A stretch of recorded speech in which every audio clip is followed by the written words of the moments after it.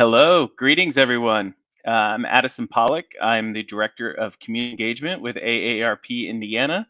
Want to thank you for joining today's conversation. If you're joining us live, you can ask questions in the comment field below, or if you're joining us later, feel free to comment and we can get back to you as soon as possible. Um, Today's conversation is titled Path Forward, a debrief on the Evansville Complete Streets Policy Campaign. And I love taking a good victory lap with some friends. And today we're going to be talking just about that, the Complete Streets policy, which was passed in late 2021. And this it means a lot to Evansville, and it's very important. So I wanted to take the time to talk about why it's important with two of my colleagues, two individuals who have championed the Complete Streets issue in Evansville for quite some time. City Councilor Ben Trockman, who represents the first ward of the city on the city's east side, and then Michelle Christian, who is the active transportation liaison with the Evansville Trails Coalition. How are you folks doing today? Sorry, you're on mute. Oh yeah, doing good today. No, Glad to like, be with you guys again. Good to see you both. enough listening. Doing great. And Good. I was also on mute, so we're all figuring this out as we go. Yeah, exactly. It's that virtual world we're living in. So I wanted to take a look back today, pick your brains about the campaign and what led to successful Complete Streets ordinance in late 2021, but also I want to look forward and talk a little bit about what does the implementation of the policy look like, with a lot of the federal funding, trickling down to municipalities, such as the infrastructure bill and the American Rescue Plan Act. It's all very important that we look and talk about what this Complete Streets policy means. Like, what will the physical nature of the city look like in years to come? If you're new to this conversation, you're probably asking, what is a Complete Streets policy? What is a complete street? What happened in Evansville, and when did it happen? So, producer wouldn't mind throwing up those slides. I will kind of give a quick overview of what happened and kind of touch on what it means for the city. So advance to the next slide, please. So what is a complete street? Really, a complete street it's better defined as what it's not. So a complete street or an incomplete street is really one that prioritizes only one mode of transportation, and that's driving a car. So they're very much for automobiles and designed strictly for automobiles, with little regard for pedestrians, bicyclists, whether you're walking, rolling, biking, riding transit. The incomplete streets are typically ones that you'll see American communities. So a lot of like 5-lane streets that look more like interstates going through your city, as opposed to ones that are more accommodating to all modes of transportation. Advance to the next slide. One thing that's important about complete streets to point out is that when our streets are incomplete, we still have road users who are accessing our streets, by foot, and just getting around the community, getting by when there's not infrastructure in place. So if your community does not have a complete streets policy or does not prioritize pedestrian infrastructure, people are still going to be using the streets. So what Complete Streets does is it prioritizes safety and safe access. Next slide. And most egregiously, when the streets are incomplete, they affect those who are dependent on other modes of transportation other than driving. So if you ride the bus, or if you walk where you need to get to, or use a bicycle, you are put at a greater risk than motorists. Next slide. And then obviously there are incomplete streets pose accessibility issues and make our communities less inclusive. Next slide. So here is a little snapshot of what a street can look like. there's really no set model for what a complete street is. Complete street can look very different, but a lot of the times it incorporates the same. They will incorporate the same pieces of infrastructure. So, highly visible crosswalks, ADA curb ramps with tactile pads, uh, very visible signage. The bottom left hand corner is a road diet. So, taking that street from the first slide that had about 5 lanes, and kind of taking that, it's a literal diet. It's taking the road down to 3 lanes with room for bike lanes, and sidewalks on either side, and then also more comfortable amenities such as bus stops and bus shelters and things like that. So completely incorporate any of those features, and there's really no set prescription of what that looks like. Next slide, please. Here's some more examples: pedestrian signals and some pedestrian islands. I wanted to put the slide in here with the intersection that's under construction with the sidewalks, because a complete streets policy is triggered every time that a street goes under construction or reconstruction, whether a new street is built or one is fixed or reconstructed. That then the complete streets infrastructure is or the law is kicked in at that point in most policies. Next slide. So complete streets in Indiana, there's probably more than 30 complete street policies in the state, but this is a rough approximate overview. Complete streets has been a movement that's been going on for the past 10 to 15 years, and as you can see, these are they exist in communities of all different sizes, and they've been popping up over the past 15 years. In Evansville, recently passed theirs in 2021. Next slide. Woot woot to that. I know. Yes. Here. So what is the Evansville Complete Streets policy? Next slide. On October 25th, the City Council unanimously, I want to underline the word unanimously, approved the city's first Complete Streets policy. It was a very impressive vote, and we were very excited to be part of that process. Next slide. And what does the Complete Streets policy mean for the city? So really what it does is it requires just a high-level overview. It requires the city's transportation officials to prioritize and incorporate complete streets principles into their transportation projects. So the design of those projects and all of their processes. So checklists and planning documents, those are now required to incorporate complete street principles if they are not already doing so. And I know that the city of Evansville was actually already doing a lot of this good work, but the policy makes it permanent now, which is fantastic. The policy also details a non-exhaustive list of complete street design components. So it lists out streets includes bike lanes, sidewalks, curb ramps, accessible pedestrian signals, bus stops, all of those great things. It establishes a core commitment to making sure that complete streets are part of all roadway projects, including the construction, maintenance, and reconstruction of those streets. And then it establishes performance measures, which we'll talk about later. And then also it requires an annual progress report made to the city council, and also that it's posted online so good people out there can take a look at it. And you can actually view the document. We have the website where you can find that, codepublishing.com/in/Evansville. And if you are a nerd like me and you just want to make sure that it's there, you can click that and check it out. So next slide. I think that's all of them.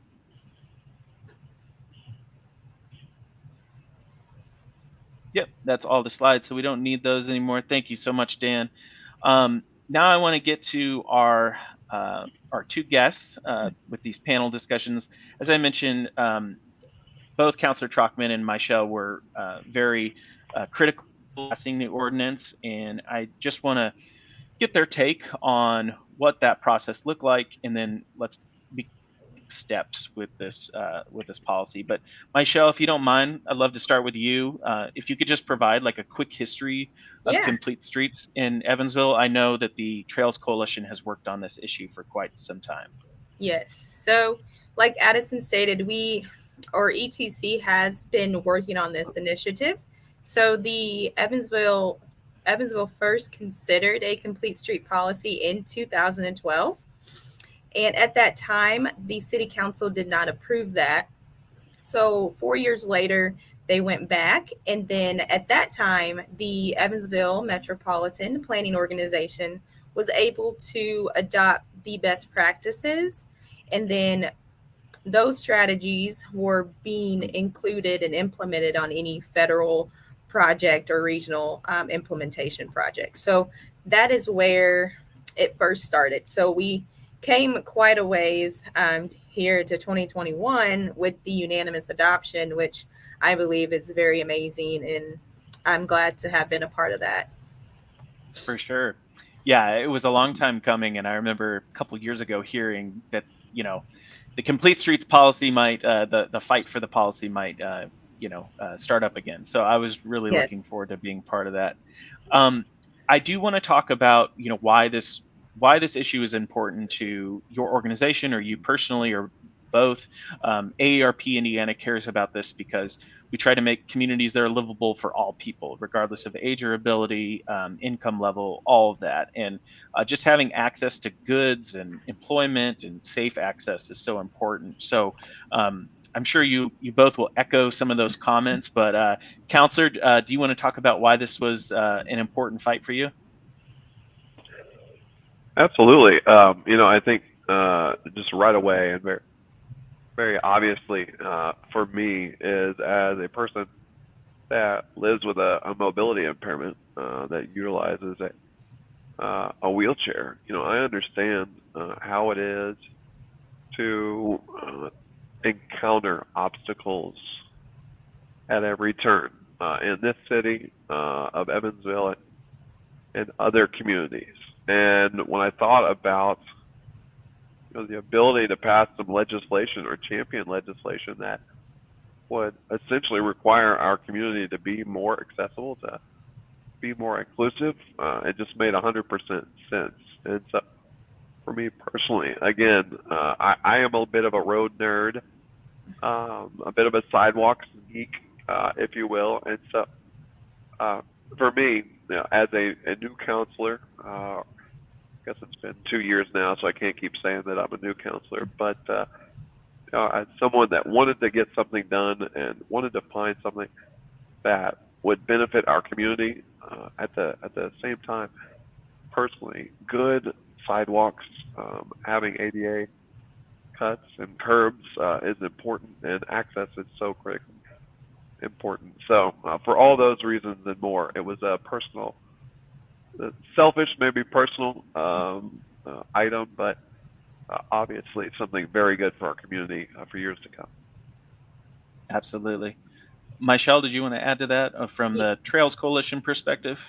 Yes. So since I started working at the Evansville Trails Coalition, this initiative was something that I was to spearhead. So the more I learned about it and the more I understood what Complete Streets was and how it gets people to where they want to work, learn, live, and play by no matter the transportation that they choose to take, or if someone does have a mobility disability, that they can get there by the infrastructure that we have in town. And being in the community and working at different community organizations prior to here, I knew that was a barrier to a lot of people because the sidewalks weren't sufficient and the streets were built for motorists mainly, and none of the focus was on the pedestrians or bicyclists or people who chose to use active transportation. So I think that this is something that we were needing. Absolutely. Yeah, I think so. All Indiana communities rank pretty poorly when it comes to like infrastructure access issues. If you look at I think the Great Lakes ADA report card ranks all Indiana communities pretty low. So we can we can all do our part in making our communities more connected. Um, Michelle, sticking with you, what did this campaign look like from your end? I know you were kind of spearheading this She from an rocked it. yeah, you rocked it, and I mean, yeah, I'm proud to call you a friend and a colleague because you did such a great job. Could you talk about what that looked like? Yes, and I thank you guys for that because, like I stated, I started in this position. I have not reached my 1 year yet. My 1 year is actually next Tuesday. So to have completed this within 8 months of my start date was amazing. So, but when I first started, it kind of looked far fetched because this was such a new territory for me. It was still in my field, like my field that I studied in college. It was just on a larger scale. So, like Ben stated, doing something for the city as a whole, I was very scared, and I went in and I did what I had to do, but it looked, far fetched for me, but I completed it. So I was worried at the beginning, but once I got in it and educated myself more on it, and I was able to get the ball rolling, and I did not stop the conversation. I was very persistent, and we are here now, Absolutely. celebrating the adoption. So, For sure. And I mean, you did get the ball rolling. You kept the momentum moving forward, outside of the council and conversations happening more with the elected officials. And to that point, Counselor, could you just talk about what, you were early champion of this policy. Could you talk about what that process looked like from your end? Sure. What I think is we'll use the word over and over because I think it plays so well with everything that we're doing, but inclusive. Having inclusive dialogue from the mayor's office to the city engineer's office to the EMPO to area planning commission to working with AARP and working with Evansville Trails Coalition, just gaining input from all resources, all entities, all people. Luckily, as a government or an elected person, you're going to fight some fights that people don't support as much. But with this particular piece of legislation, every entity that we went to was supportive in some way, shape, or form. And so just getting the dialogue going, taking people's particular feedback and maybe what they wanted to add or remove to the legislation itself. But again, it was a very inclusive way of doing things because it was a great piece of legislation, great act to work on. And it really just, quite frankly, following Addison, your lead, and listening and reading Michelle's weekly text messages to make sure that I was doing everything that I promised. Again, just to your question, Addison, is just being inclusive, bringing in all different departments, getting all angles and opinions, and I think that's what led to the unanimous passing of this ordinance. One, because it's a great idea, it just makes 100% sense. But two, is that we went about it by talking to everyone and gaining everyone's input. Yeah, absolutely. And Counselor, you kind of already answered one of my yes, questions down the line. I jumped ahead. Yeah, no, I love it. Your approach to just being more inclusive in the legislative process, just talking about, or what I'm referencing is like, you weren't afraid to, and it wasn't just the council, it was Michelle as well, engaging folks who might potentially oppose this piece of legislation. Just having those conversations early, that's so valuable to get buy-in. Amen. Yep, absolutely. So let's see here. So speaking of folks who, were supportive of this, who were some of the critical partners involved that were involved in the campaign? Wow. Do you want me to go, Ben, or would you like to talk first? Go ahead, please. So I think once I started the steering committee that I was a part of that met weekly in support of the ordinance, those are some of the larger organizations like AARP. So with Addison, American Heart Association, and then Health by Design. But I also believe that the Evansville Metropolitan Planning Organization played a key role in the connection for us also. And I want to show appreciation to the city council and then the city staff and administration, because we've mentioned this before. Our mayor, Lori Winnicky, and our engineer, Brent Schmidt, they were very for this ordinance. And Brent is already doing elements of complete streets around town. So we were just wanting to make sure that this continues in the future past Mayor Winnicky and past the city engineer, Brent Schmidt, so that the city of Evansville can just continue to thrive and develop. Yeah, and when it comes to kind of piggyback off of my shell, when it comes to, creating legislation or doing things importantly for our community, it's all about the future. And so knowing that, we didn't have this ordinance passed that would live on forever for many mayors to come, for many city engineers to come, it was important for us to have something that is on the docket that, nerds like Addison can look up at any time, to say that, hey, this is the policy that we have and we believe in. And quite frankly, when we were very much in the very beginning of discussing this ordinance, the EMPO and the Area Plan Commission and the City Engineer's Office gave us input that was basically said, we would appreciate this type of legislation, a complete streets policy being passed, because it gives us direction as a local entity and agency. It lets us know that City Council finds this important. And so for all the communities out there that maybe haven't passed something like this or that are thinking about it, I think that, one, it's a great thing to do. It shows a lot to your community that says, we believe in inclusivity. We believe in equal access. We believe in connection. But it also, as a city council person, as a legislative body, it sends a signal to all different agencies throughout the community that says this is important. And you have organizations like AARP that back it up and say, you're darn right it is. And so I think it's been a really great process. We've learned a lot. When Michelle started, she was a little timid, and I said, you can't. This is a win-win situation for all of us. And so she guided it with a really, really amazing grace, and glad to have all of you a part of this process. It just makes me proud. Indeed. Yeah, it definitely is something to be proud of. It is.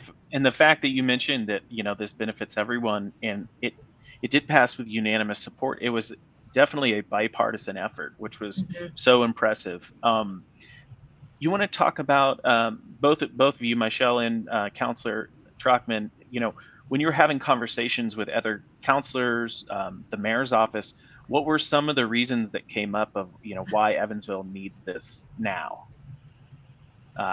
Michelle, do you want to kick that off? I would probably say budget, on how we were going to afford that and if it's feasible. And that's something that was not in the 2012, 2016 ordinance that was presented to the city council. The feasibility piece was missing. And we were wanting to reassure the city administration, the engineer's office, and the city council that we're not asking, we won't demand things. We are wanting to work together and making sure that this is going to be something that the city can handle and afford. And I think sitting down with every counselor and explaining to the mayor's office about the feasibility piece and the things that can be done within reason, and how every street will not look the same.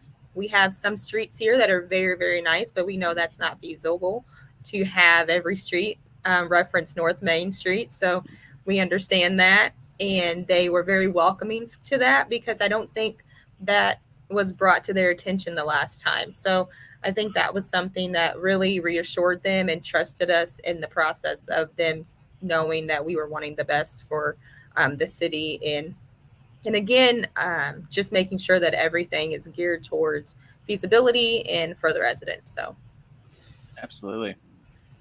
Yeah, cost is always a question. How much is this going to cost? That's typically the first question that comes out of every decision maker's mouth, which is a good question to ask. yes, So we it was appreciate fair. that. Very fair question.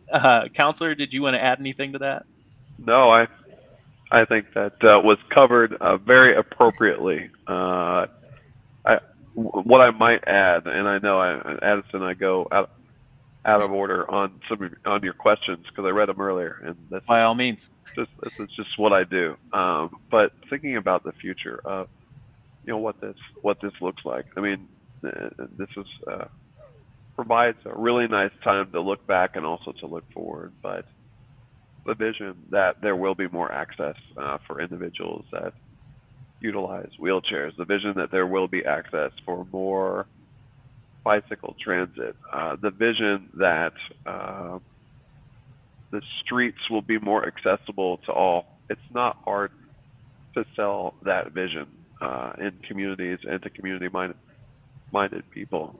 So I share my excitement and enthusiasm because it does sound, complete streets policy sounds kind of not exciting, if you will, but when you dive down into it, as Michelle did, and as Addison, it improves quality of life. And to be able to say that we were a part of something that 10 years, 50 years from now, decision makers are going to do things. We're going to pave streets differently. We're going to connect communities differently. And I think that's a really, really great thing. And it's just something to be proud of. For sure. It Yeah, is. the legacy that's going to come from this is so impressive. So I'm excited. I don't even live in Evansville. I'm so excited. We'll be bringing you in soon. Yes. I welcome it. I want to wrap up with a few questions just on next steps, right? So we passed the policy, which was amazing, as we've talked about. But have you heard from the mayor's office and since the passing of the policy? Given that there's a lot of monies that will filter down to not only Evansville but all cities and towns across the state.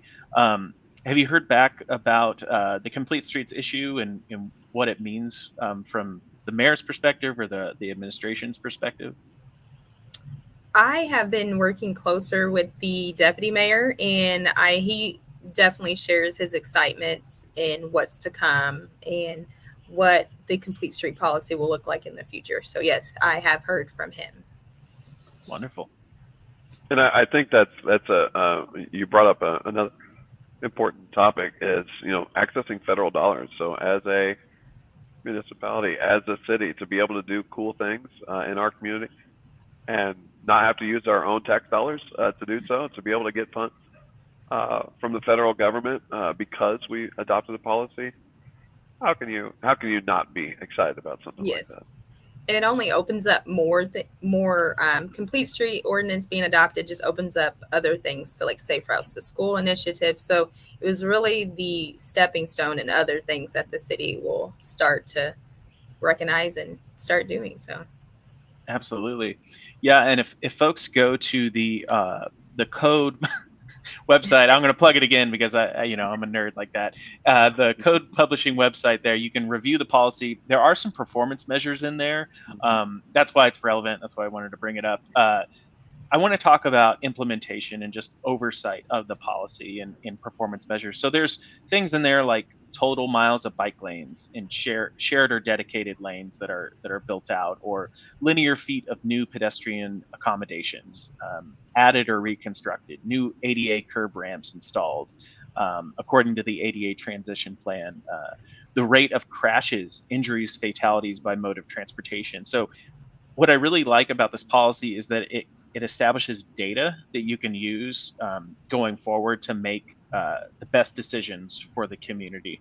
And then most importantly, from an accountability standpoint, it also requires the number of approved or denied exceptions from the Complete Streets policy listed in an annual report that'll be presented to the council, but also will be made public online as well. So next steps for implementation. I know Councillor Trockman, you're in a lot of those conversations, attending every city council meeting. You want to talk what that looks like from your perspective?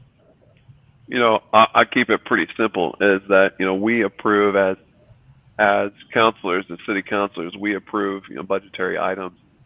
And for every time that we approve an item that has to do with paving streets or building new streets, I now get the opportunity to ask, are we incorporating the Complete Streets policy? And so I'll keep it pretty simple, is that I'll just keep on asking.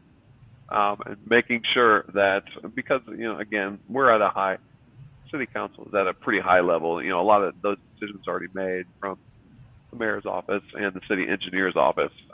We'll serve as a little bit of, quote, oversight. I'll call it that, but really it's just questioning and also being able to plug, making sure that everything continues. So it's pretty simple on my end. It's just checking in and making sure we're still following the rules. Absolutely. Yeah, and I know, Michelle, you're not going away, right? You're going to be plugged into this issue. Yes, I will be excited to see the annual report to just share with the community on what has been done and just keeping that momentum up on the excitement of having this ordinance in place. For sure. I know we have a comment from Facebook. So before I get to my last question, let's see here. So Julie Meadows, I was glad to help getting this passed along with my husband, Joe Kindle. Great win for the citizens of Evansville. Julie, I completely agree, and shout out to you and Joe for being excellent AARP Indiana volunteers and for, calling your fellow neighbors and asking them to support this issue. I remember in the midst of the campaign, you two were very involved, and then Joe gave an excellent testimony the night of its passage, saying, sure did. quoting from A Field of Dreams, if you build it, they will come. So that's right. That was the mantra that night. So thank you. Very Appreciate that. Real quick, just to wrap up, and we could have an entirely, a sequel to this conversation on this question, but is there an appetite to expand this to Vanderburgh County as a whole? I know, Ben, that's a little bit out of your purview as a counselor, but has there been any discussion about that? On my end, yes. That is something that I will be starting probably this year. So, yeah. Okay. And Michelle, if you need if you need an elected official who's gone through the process to be your champion and advocate, I am happy to do so. Glad you asked the question, Addison.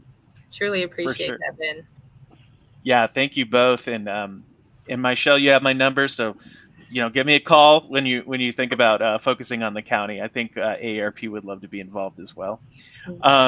I just want to thank Councillor Ben Trockman and Michelle Christian with the Evansville Trails Coalition for being here today. Thank you both. Love this conversation, and I look forward to hosting another one with you again in the future. Thank you for having us.